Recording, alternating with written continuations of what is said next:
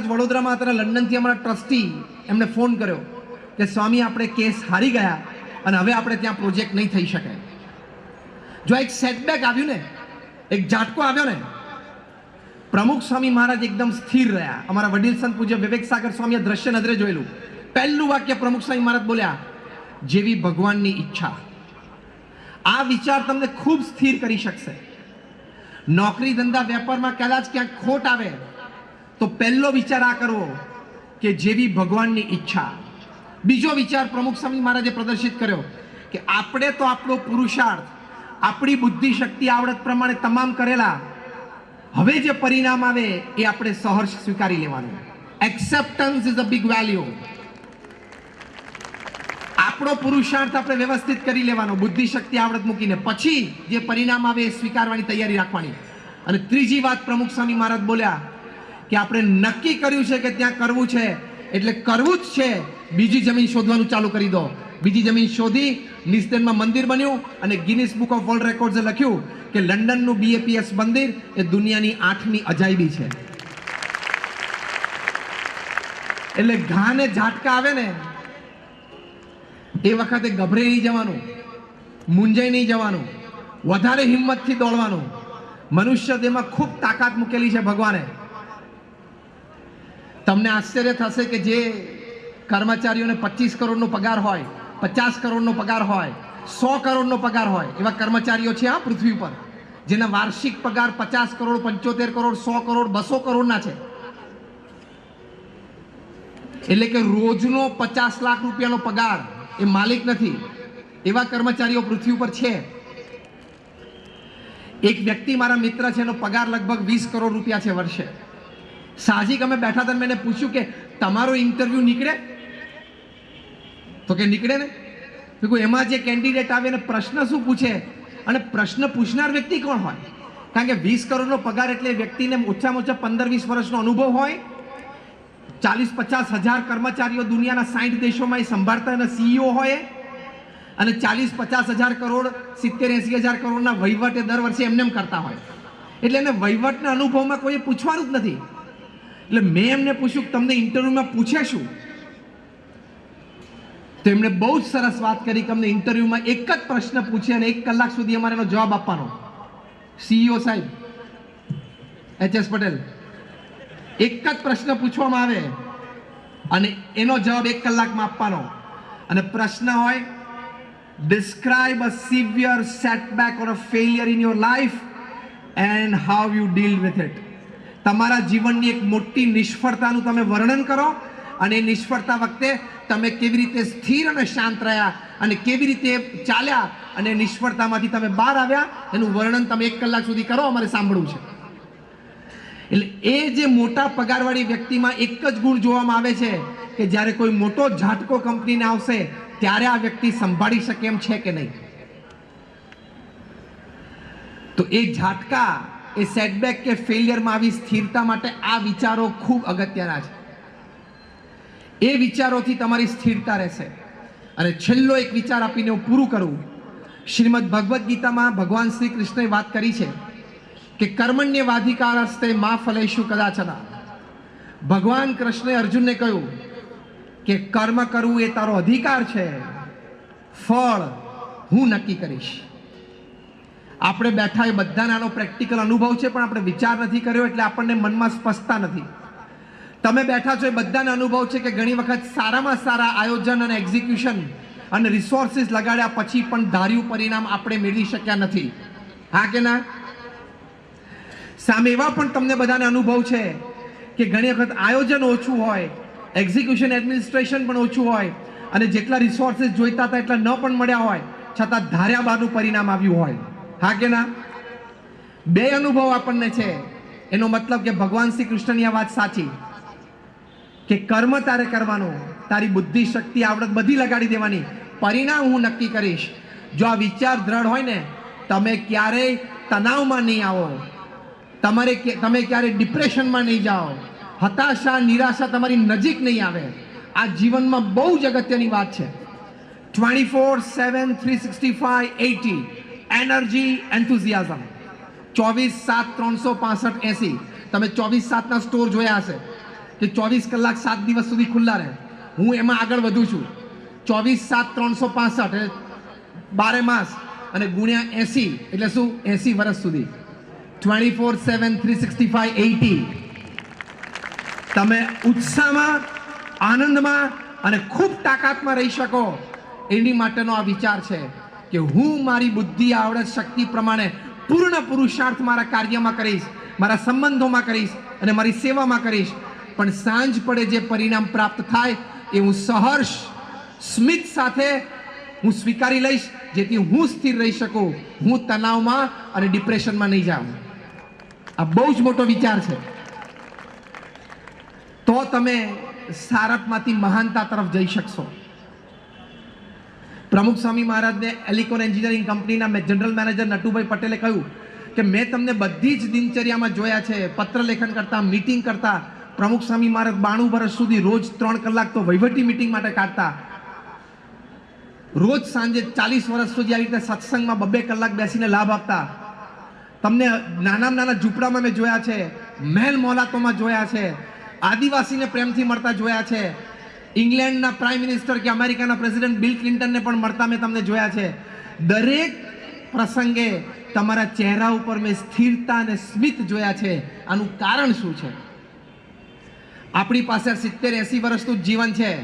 70-80 વર્ષની પડે પણ ચહેરા ઉપર સ્મિત અને આનંદથી જો ના જીવી શકીએ તો જીવન ધૂળનું થઈ જાય ને. એની કિંમત શું રહે? 70-80 વર્ષ સુધી every second, every moment of your life should be energy, should be joy, should be enthusiasm. પ્રમુખ સ્વામી મહારાજે ઉત્તર આપ્યો જ્યારે નટુભાઈએ પૂછ્યું કે આનું કારણ શું. પ્રમુખ સ્વામી મહારાજે આ જ વાત કરી કે રોજ સવારે ઉઠી અમે ભગવાનને પ્રાર્થના કરી અને પછી અમને જે ભગવાને બુદ્ધિ, શક્તિ, આવડત આપી છે એ પ્રમાણે અમે અમારું કાર્ય કરવાનો પ્રયત્ન કરીએ અને સાંજ પડે ભગવાનને પાછું સોંપી દઈએ કે મેં મારો પુરુષાર્થ મારી બુદ્ધિ, શક્તિ, આવડત પ્રમાણે કર્યો છે. હવે તમારે જે પરિણામ આપવું હોય એ મને માન્ય છે, સહર્ષ સ્વીકાર છે. કેટલી સ્થિરતા રહે.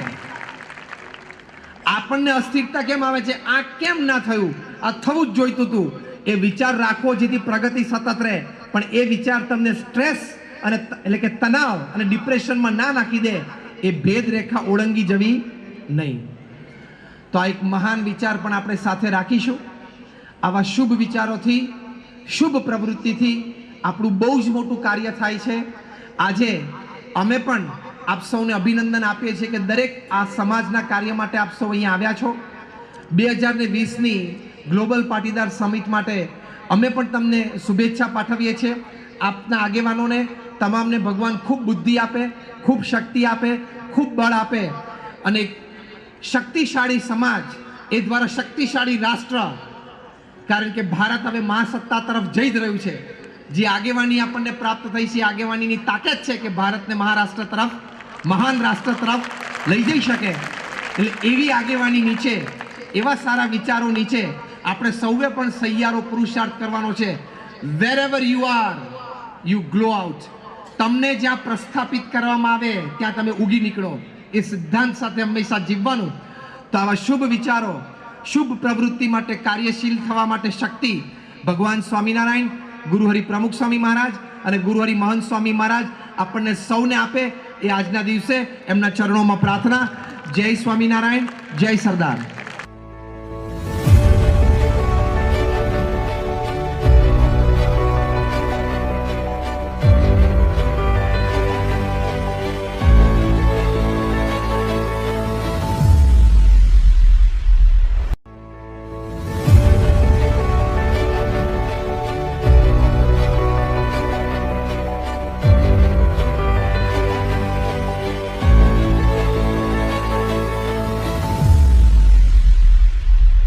શ્રી સ્વામિનારાયણ ભગવાનની જય, અક્ષર પુરુષોત્તમ મહારાજની જય, રાધા કૃષ્ણ દેવની જય, સિયાવર રામચંદ્ર ભગવાનની જય, પ્રમુખ સ્વામી મહારાજની જય, મહંત સ્વામી મહારાજની જય, પ્રમુખ સ્વામી મહારાજ શતાબ્દી મહોત્સવની જય.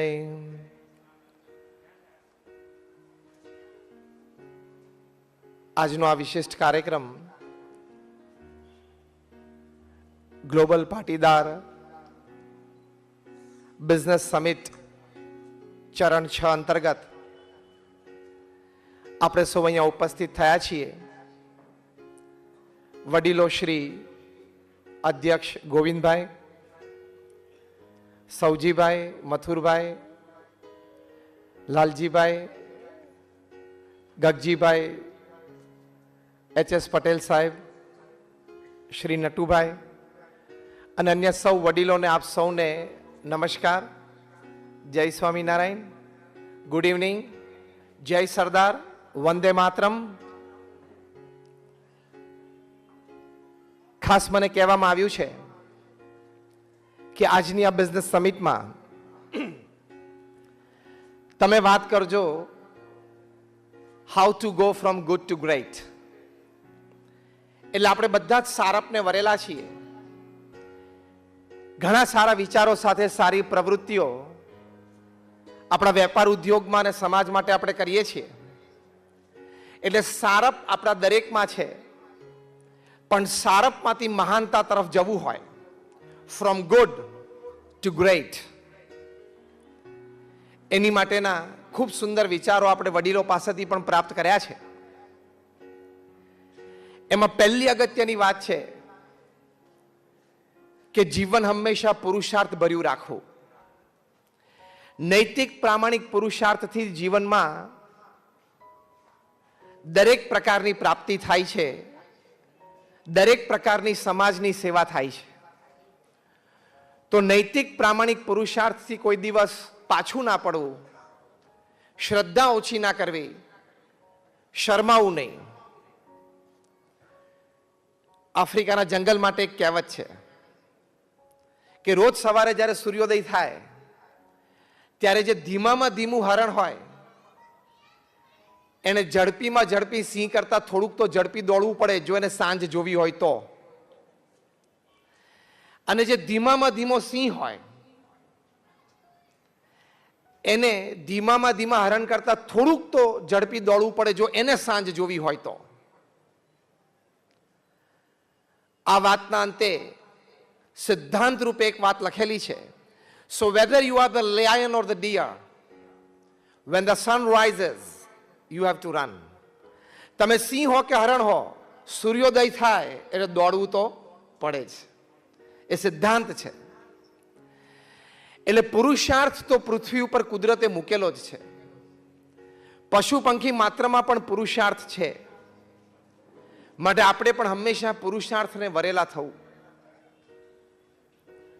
સફળતા પણ એ જ વ્યક્તિને મળે છે જે સતત પુરુષાર્થને વરેલા હોય છે.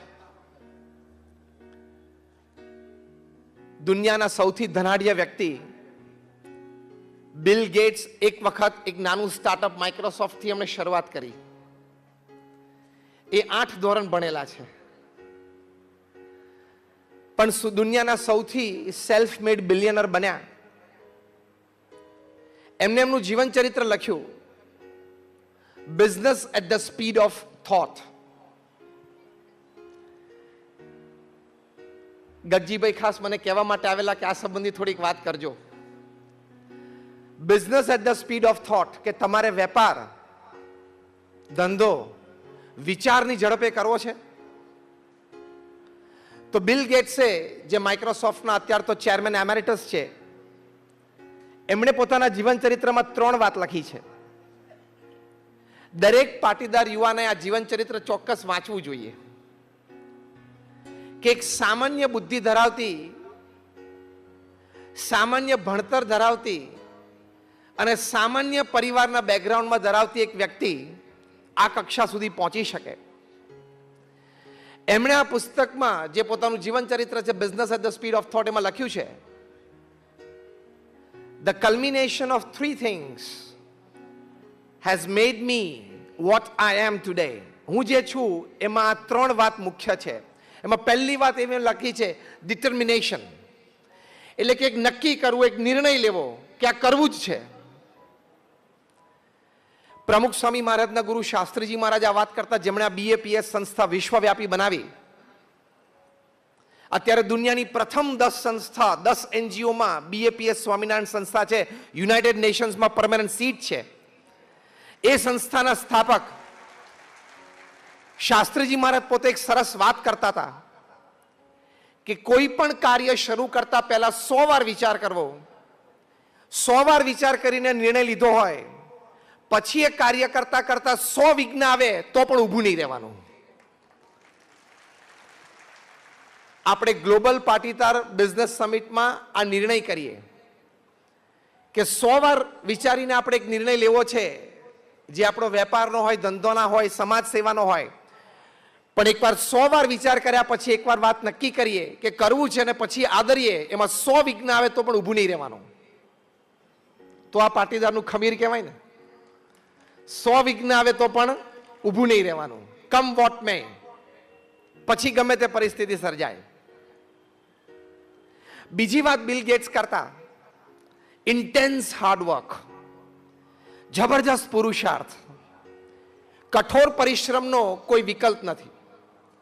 જ્યારે 2000ની સાલમાં અમેરિકાના પ્રેસિડેન્ટ બિલ ક્લિન્ટન ભારત પધારેલા, હૈદરાબાદ હાઈટેક સિટીમાં એક આઈટી પ્રોફેશનલ્સના સેમિનારમાં એમણે એક સુંદર વાત કરેલી.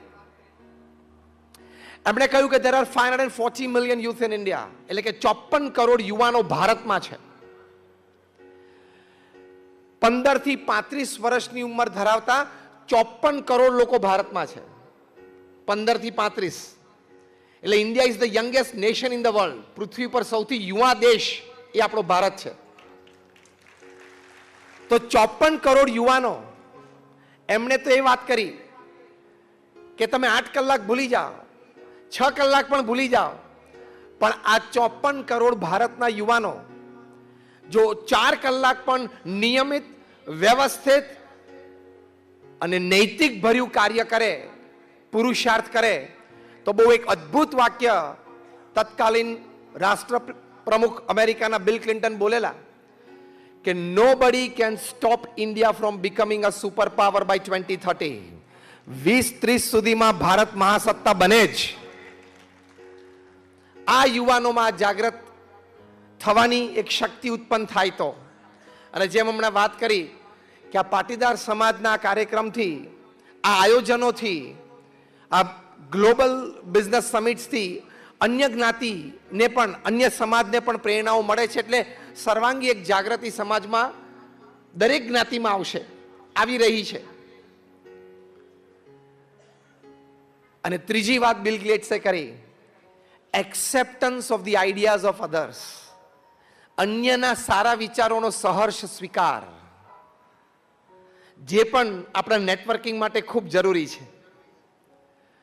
સારા વિચારોની આપ-લે થાય, સારા વિચારોની ચર્ચા થાય, એમાંથી શ્રેષ્ઠ વિચાર ઉપાડીને એની પાછળનું કાર્ય થાય. that creates, એટલે કે સર્જન થઈ શકે. તો આપણે પણ જ્યારે મળીએ, એકબીજાને સાહજિક મળીએ, એકબીજાના ઘરે બેસવા જઈએ, ત્યારે સારા વિચારોની ચર્ચા કરવી, સારા પ્રસંગોની ચર્ચા કરવી, બીજી ફાલતુ ચર્ચા કરવાની કંઈ જરૂર નથી. If you want to become great from good, આપણે બધા સારા છીએ પણ મહાનતા તરફ જવું હોય, અંગ્રેજીમાં એક સરસ કહેવત છે, cheap people the discuss people. જે સસ્તા માણસ હોય ને એ લોકો માણસોની ચર્ચા કરે કે આ આવો છે ને આવો છે, આ પ્રસંગે આવ્યો તો નહોતો આવ્યો, આણે આવું પહેર્યું હતું નહોતું પહેર્યું, આવું ખાવું જોઈએ ન ખાવું. Average people the discuss events. Average લોકો હોય ને બુદ્ધિમત્તામાં, એ લોકો પ્રસંગોની ચર્ચા કરે અને કંઈક મેળવવાનો પ્રયત્ન કરે. And great minds the discuss ideas. મહાન બુદ્ધિજીવી વ્યક્તિઓએ હંમેશા આઈડિયાઝની ચર્ચા કરે અને આઈડિયાઝની ચર્ચામાંથી જ ઘણું નવું સર્જન છે. આજે બેંગ્લોર છે, it is the startup capital of the world. દુનિયાનું સ્ટાર્ટઅપ કેપિટલ, રાજધાની. નવા નવા વિચારો સાથે નવો નવો વેપાર ધંધો. એવરેજ તમે રોજ ન્યૂઝપેપરમાં વાંચશો કે બેંગ્લોરના એક નવા સ્ટાર્ટઅપને $1 million કે $2 million કે $5 million પ્રાઇવેટ ઇક્વિટી અથવા કંઈક પૈસાની જોગવાઈ થઈ. એવા નવા વિચારો લઈને યુવાનો ત્યાં આવે છે. એટલે આપણે પણ ટ્રેડિશનલ કામ ધંધા અહીંયા સુરતમાં ઘણા છે, ડાયમંડ અને ટેક્સટાઇલ છે જ, પણ એ સિવાય ઘણા બધા સ્ટાર્ટઅપનો પણ વિચાર કરવો. તો સારા નવા વિચારો હંમેશા આવકાર્ય છે, અને સારા અને નવા વિચારો